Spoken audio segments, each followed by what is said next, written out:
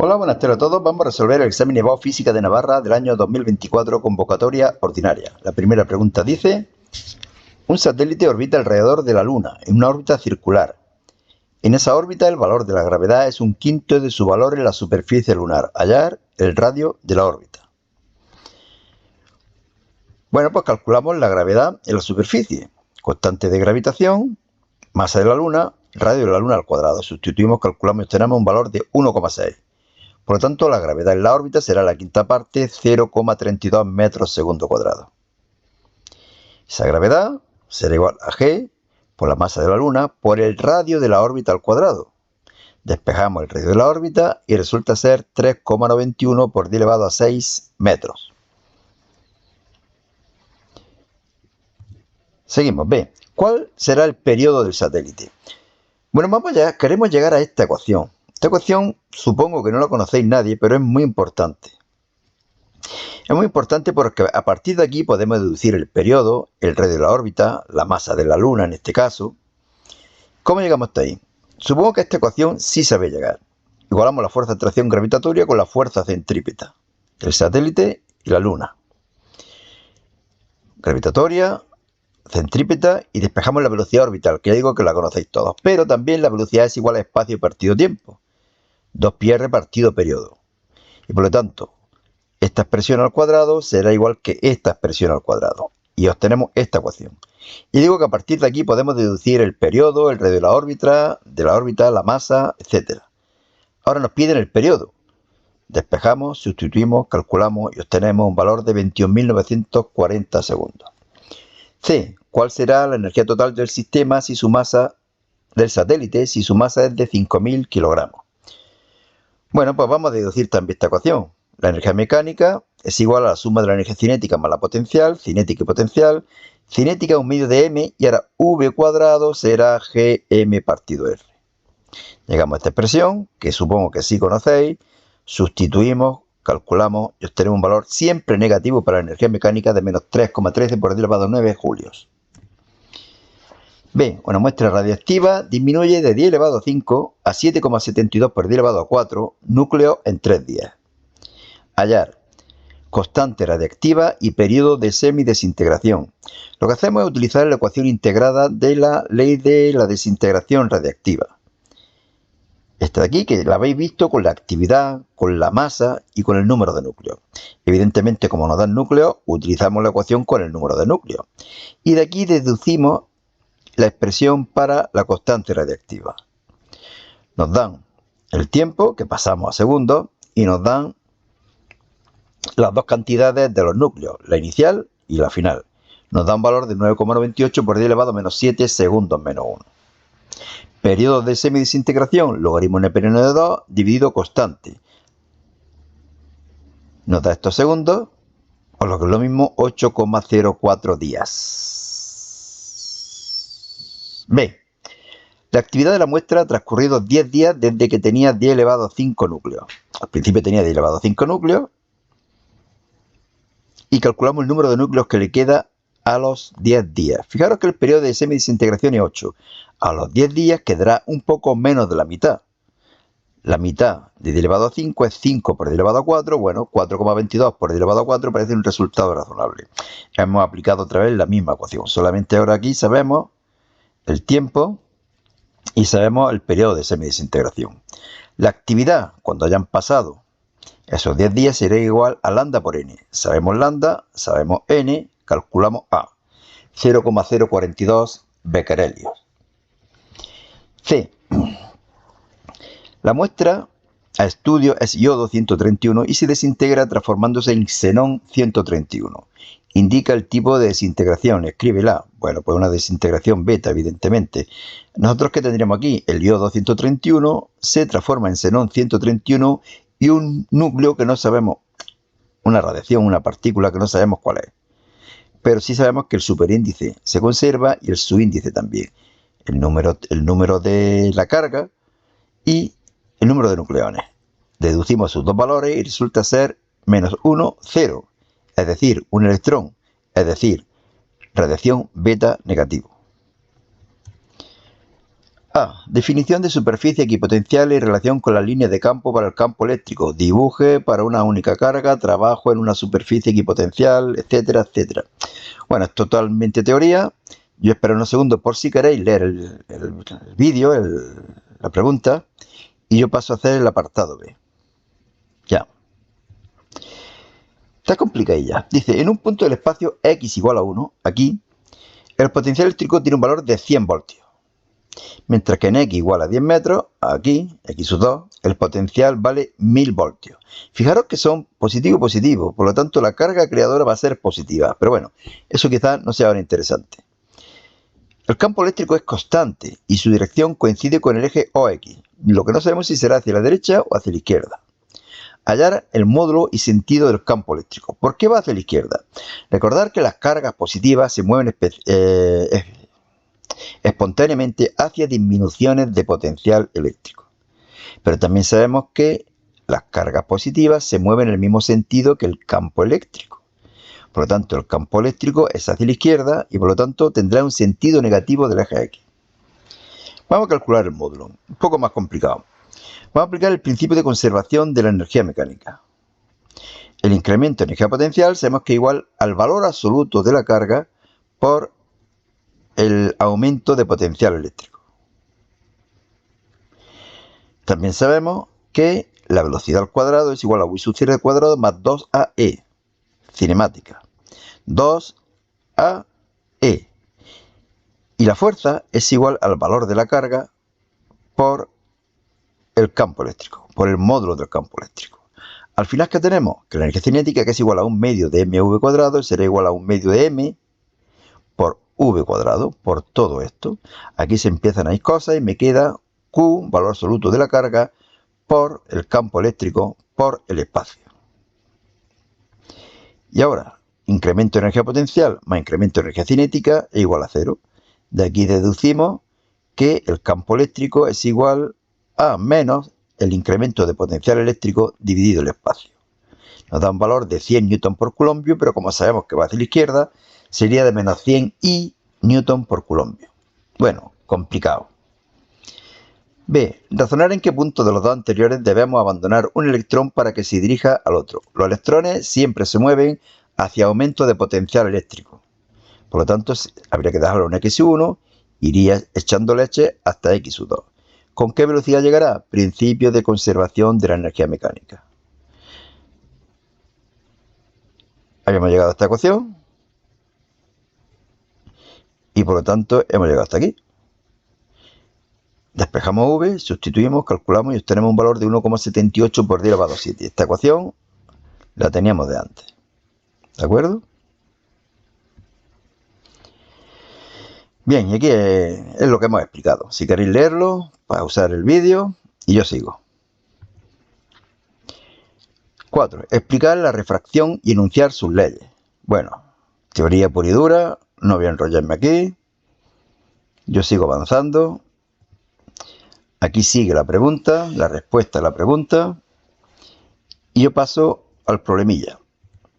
¿Qué dice? Un recipiente con la superficie abierta al aire contiene una capa de aceite, la verde, N1,45, que flota en agua, N igual a 1,33. Un rayo de luz de longitud de onda 650 nanómetros, supongo que en el aire, incide desde el aire sobre el aceite, aquí, con un ángulo de 40 grados, aquí.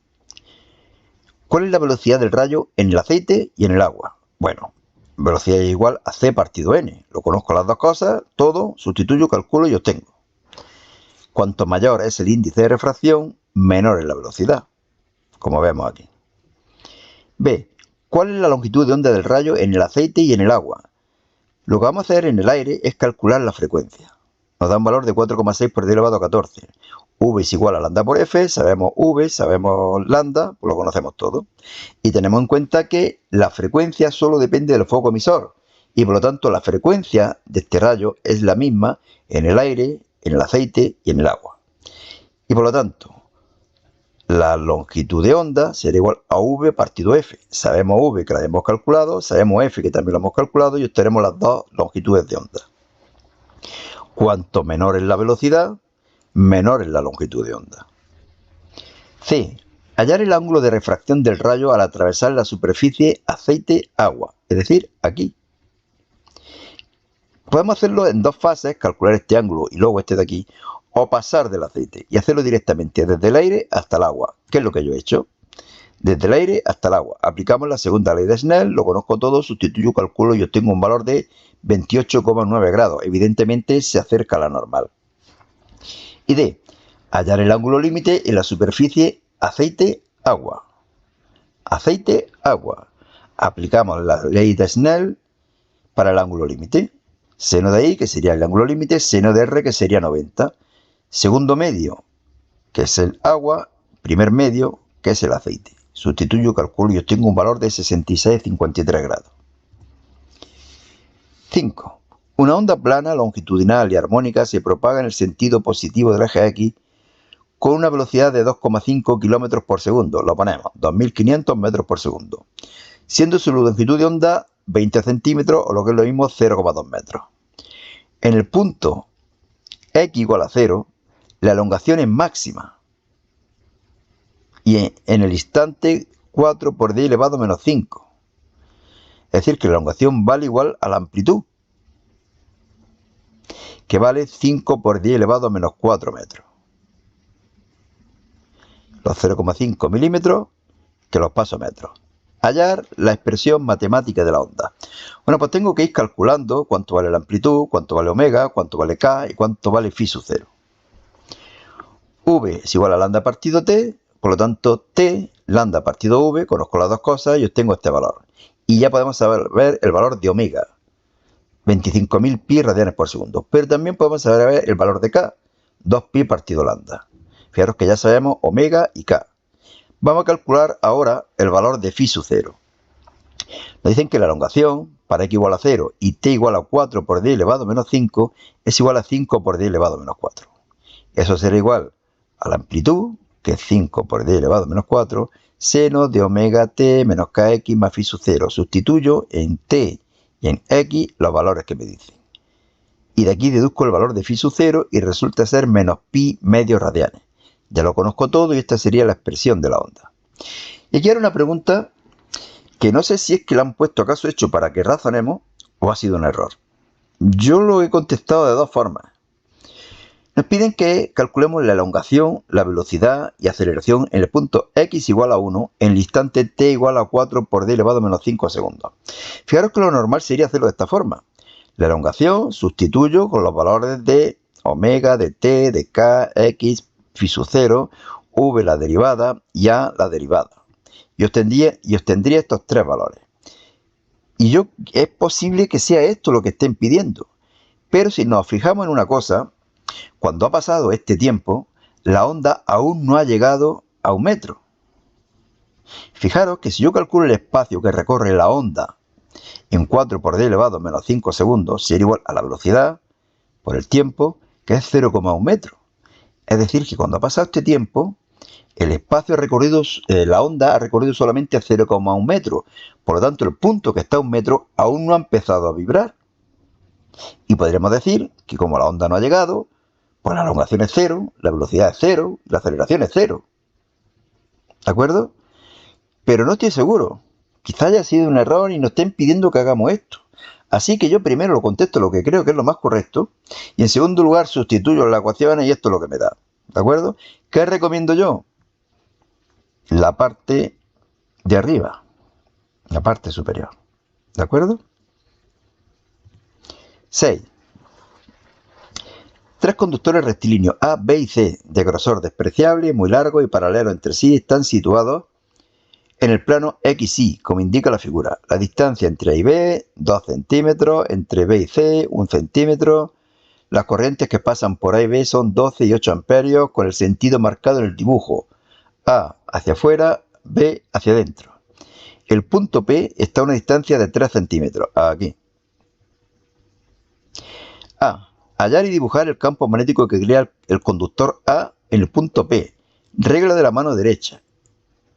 Estaríamos girando así, así, así, así, y aquí en este punto hacia la izquierda. Por lo tanto,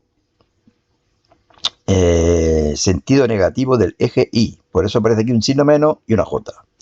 ¿Cuánto vale el campo magnético? Mu sub 0 y 2πr. Lo conozco todo, sustituyo, calculo y obtengo el módulo de 8 por 10 elevado a menos 5 y luego lo expreso vectorialmente. Hacia la izquierda del eje Y, por lo tanto, menos J. Menos 8 por 10 elevado a menos 5, J. B. Hallar y dibujar el campo magnético que crean en A y B, en el punto medio entre ambos conductores, es decir, aquí. Por la regla de la mano derecha, los dos campos magnéticos que crean son hacia arriba. Por lo tanto, yo voy a calcular los dos, los sumo y luego lo expreso vectorialmente, hacia el sentido positivo del eje Z. Aquí lo tenemos. Campos magnéticos creados por la primera corriente, campos magnéticos creados por la segunda corriente. Los sumo, 4 por 10 elevado a menos 4, y los expreso vectorialmente, sentido positivo del eje Z. C. Hallar el valor y sentido de la corriente en C para que el campo magnético en el punto medio entre los conductores A y B sea nulo. Es decir, para que aquí el campo magnético sea nulo, ¿qué intensidad tiene que tener esta corriente? En primer lugar, tiene que crear un campo magnético hacia abajo. Y por lo tanto, el sentido de la corriente tiene que ser hacia afuera. Bien, vamos a calcular ahora su módulo. Fijaros que el módulo de las dos primeras corrientes del campo magnético creado por las dos primeras corrientes era 4 por 10 elevado a menos 4. Por lo tanto, el módulo del campo magnético creado por la tercera corriente también tiene que ser 4 por 10 elevado a menos 4, que será igual a mu sub 0 y 2πr, despejamos y me da un valor de 40 amperios. 40 amperios, sentido hacia afuera. 7. Sonido, intensidad sonora, nivel de intensidad sonora, definiciones, unidades. Ahí lo tenéis todo. Estas preguntas de teoría tan extensas, la verdad es que no me gustan porque uno se puede enrollar quizás más de la cuenta o quedarse un poco corto. Bueno, hacer caso a lo que os diga vuestro profe, que es lo mejor. B. En un concierto de música el cantante da un grito, de modo que se registra un nivel de intensidad sonora de 120 decibelios a 1 metro de distancia. Calcular la intensidad del sonido. Pues se aplica esta fórmula, ¿no? Y ya está. 1 vatio por metro cuadrado. B. La potencia del sonido. Sabéis que la intensidad es potencia partido de superficie. Esta R, la superficie de una esfera, 4πr cuadrado. Esta R será 1. Sustituimos, calculamos, tenemos un valor de 12,57. Y luego nos dicen, nivel de intensidad sonora, es decir, los decibelios, a 10 metros. Evidentemente va a ser menor que a 1 metro. Aquí era 120, pues será menos de 120. Calculo la intensidad a 10 metros y ahora la intensidad la coloco aquí y se acabó. 100 decibelios. La verdad que es muy facilillo. Y 8. Analogía y diferencia entre los campos eléctricos y gravitatorios. Aquí vuelvo a decir lo mismo. Estas preguntas tan generales no me gustan. No me gustan porque me puedo pasar o me puedo quedar corto. Yo he intentado no extenderme demasiado, pero vuelvo a decir lo mismo, lo que os diga vuestro profe. ¿De acuerdo? Bueno, y nada más. Solamente deciros que en este blog, selectividadjosecuenca.blogspot.com, podéis encontrar en formato PDF los exámenes que estamos colgando en el canal.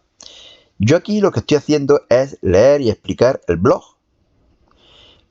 Por ejemplo, si avanzo en el blog hasta la página siguiente, ¡ping!, veréis como aquí ya tenéis el examen de la convocatoria extraordinaria. Evidentemente cada vídeo es de un examen, pero en el blog tenéis todos los exámenes, así que quizás sea más fácil estudiar en el blog. Bueno, pues nada más, suerte y hasta otra.